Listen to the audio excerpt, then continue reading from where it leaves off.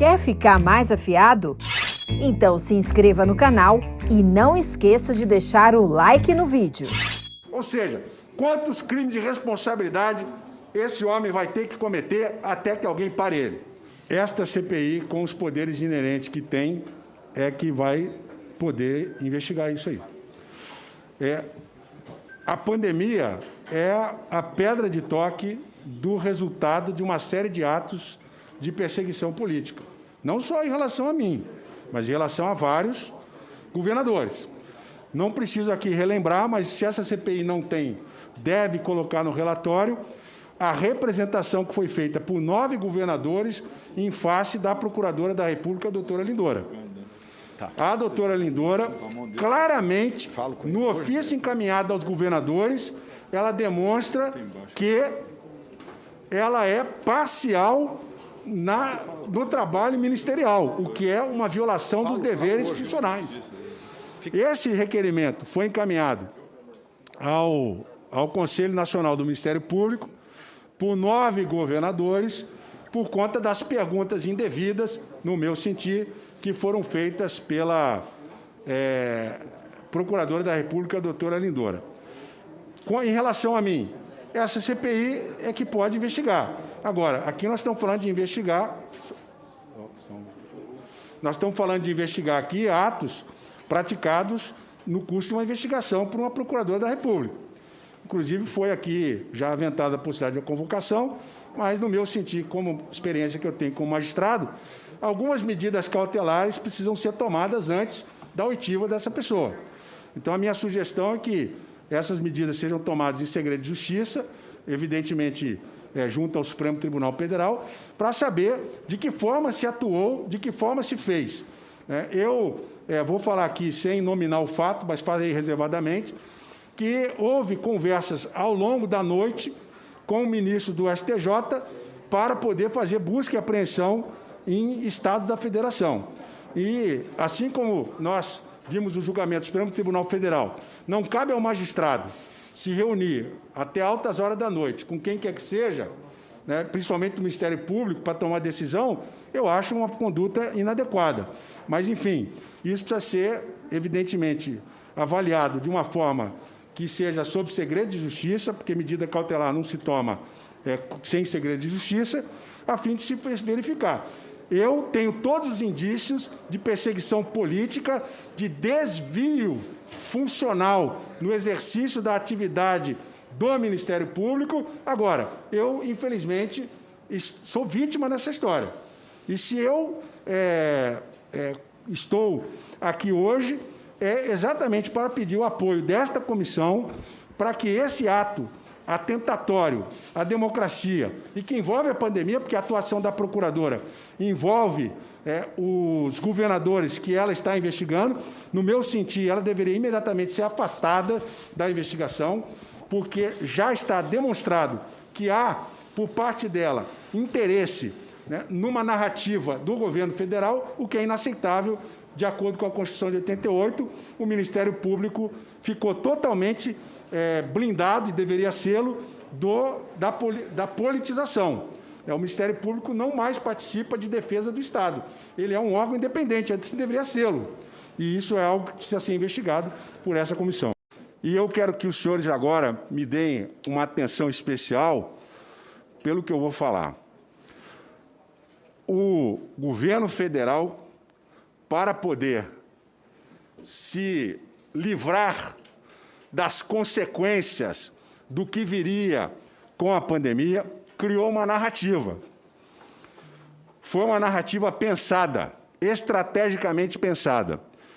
Os governos estaduais ficariam em situação de fragilidade, porque não teriam condições de comprar os insumos respiradores e, inclusive, atender os seus pacientes no Sistema Único de Saúde, que, embora seja um excelente sistema para um país como o nosso, tem dificuldades.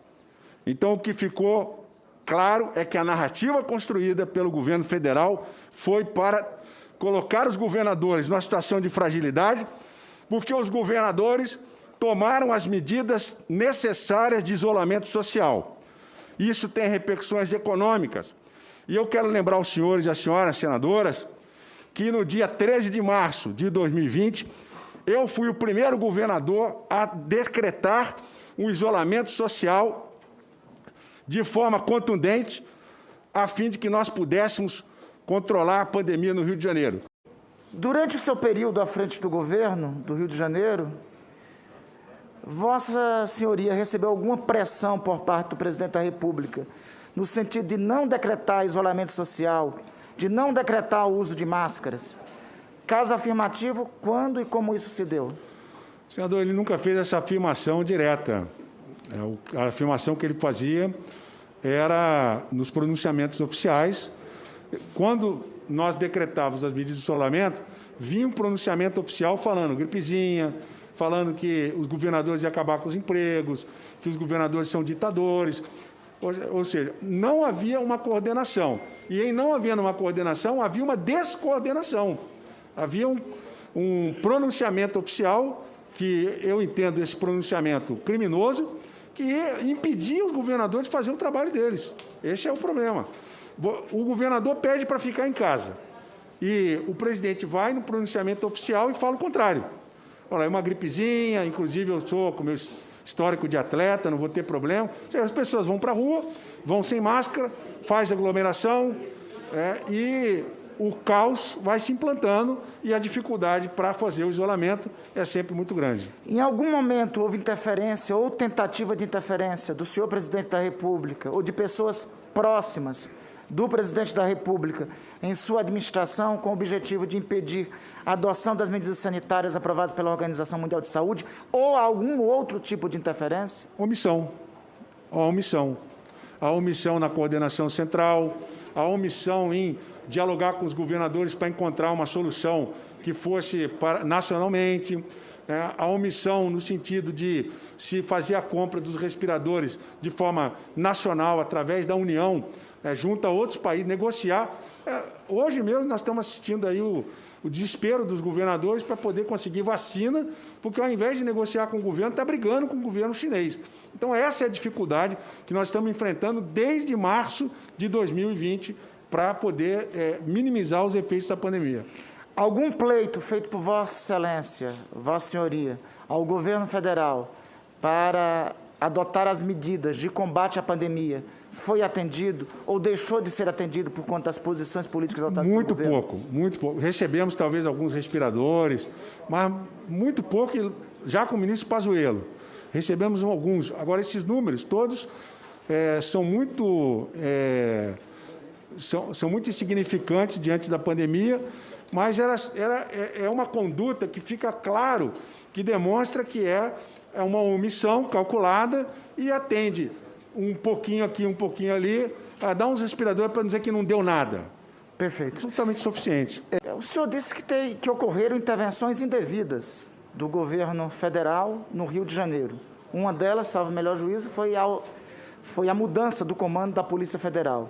O senhor confirma isso e lhe pergunto, além dessas mudanças, ocorreu algum outro tipo de pressão direta ao senhor para que ocorresse alterações na estrutura de governo dirigida por Vossa Excelência à frente do governo do Rio? Há um fato que eu vou manter sigilo e, se houver a sessão em segredo de justiça, eu vou revelar. E uma outra questão é o regime de recuperação fiscal. Desculpe-me, um fato? Um fato gravíssimo que eu vou revelar numa sessão que for em segredo de justiça. Perfeito. Senão, não haverá condições... Um fato de intervenção do governo federal. Que envolve a intervenção. Em vosso governo. No meu governo. Além disso, nós tivemos o regime de recuperação fiscal que só foi assinado após o meu impeachment no governo do Estado do Rio de Janeiro. O senhor chegou a ser advertido por alguém no governo federal que isso ocorreria só após o seu impeachment? Fui advertido. O governo federal chegou a procurar o senhor para falar do Hospital Geral de Bom Sucesso? E se o senhor recorda das prisões ocorridas por ter milícia à frente da direção desse Hospital Federal? Os hospitais federais são intocáveis, ninguém mexe ali. Tem um dono. E essa CPI pode descobrir quem é o dono daqueles hospitais federais. Tem um dono. O senhor fala dono, entre aspas. Tem um dono. Ali tem um dono. E tem investigação sobre isso. O senhor poderia indicar para essa CPI um caminho para descobrirmos quem são os donos? Quebrando o sigilo das OS que prestam serviço lá. Nós encontraremos quem são os donos. Quebrando o sigilo do surpreendente que foi exonerado. Teve um que foi exonerado. Os dois ali. Foi exonerado, quebrando o sigilo dele, quebrando o sigilo das OS que prestam serviço e as empresas que prestam serviço às OS.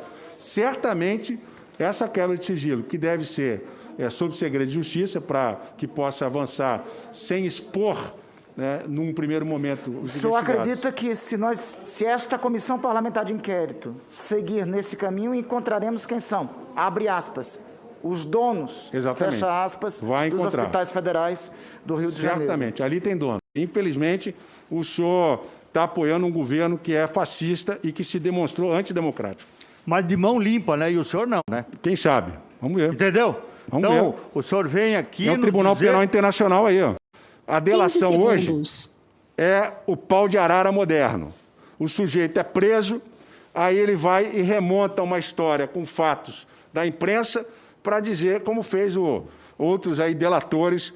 E nós estamos vendo aí agora, em relação ao que aconteceu com o presidente Lula, a anulação de um processo onde o juiz está sendo reconhecidamente, lamentavelmente, porque foi meu colega, como parcial. Isso é muito triste para a história da República, porque amanhã, senador Humberto, vai ser reconhecido da mesma forma, só que até lá, quem que paga o tempo que o governador Witzel foi cassado? O tempo que o presidente Lula perdeu preso? Eu sou chamado, convidado, né, evidentemente, pelo ministro Moro, para conversar. Eu achei estranho, senador Renan. Quando eu cheguei na sala do ministro Moro, ele não quis tirar foto comigo, ele não quis anunciar o meu nome e disse que ele não poderia estar dando publicidade à minha presença no Ministério da Justiça. Quando foi essa conversa? Eu tenho a data certinha na minha agenda. Por favor, se puder nos informar. Vou informar essa reunião. Quando eu cheguei lá... Não, mas esse fato é importantíssimo. Eu cheguei lá, o ministro Moro disse para mim o seguinte, o Witzel, o chefe falou para você parar de falar que quer ser presidente. O chefe falou para você parar de falar que quer ser presidente. E se você não parar de falar que quer ser presidente, infelizmente, a gente não vai poder te atender em nada, né? E aí o ministro Moro falou que ia pedir de volta os delegados, porque estava sendo uma determinação do governo federal. Isso é ou não é uma clara intervenção no Estado da Federação, né, onde o ato está materializado de intervenção indevida no Estado da Federação. O delegado é do governo federal, ele pode pedir de volta quando ele quiser, mas não nessas condições. Tudo isso começou porque eu mandei investigar sem parcialidade o caso Marielle. Quando foram presos os dois executores da Marielle, o meu calvário e a perseguição contra mim foi inexorável. Ver um presidente da República ir numa live lá em Dubai, acordar na madrugada para me atacar, para dizer que eu estava manipulando a polícia do meu Estado. Eu espero que a ordem democrática seja restabelecida e que eu possa retornar, quem sabe, o mandante do caso Marielle vai ser descoberto. Muito obrigado, senhores senadores. O senhor acha que todo mundo é contra o senhor, então? É só o senhor que está certo? Olha, quanto tempo demorou para dizer que o presidente Lula estava certo, que ele estava sendo julgado por um juiz parcial? Demorou, né? Mas nós vamos chegar lá. O depoente vai se retirar. Ele está embasado, determino... A comissão foi notificada da decisão do ministro Nunes Marques, do habeas corpus, número 203.227, impetrado em favor do depoente Wilson Witzel, com o seguinte dispositivo: defiro o pedido de habeas corpus para dispensar o paciente, caso queira de comparecer perante a CPI da pandemia. E, em caso de opção, pelo comparecimento, garantir o direito à silêncio, não me comprometo de falar a verdade, em razão de condição de investigar e não de testemunha.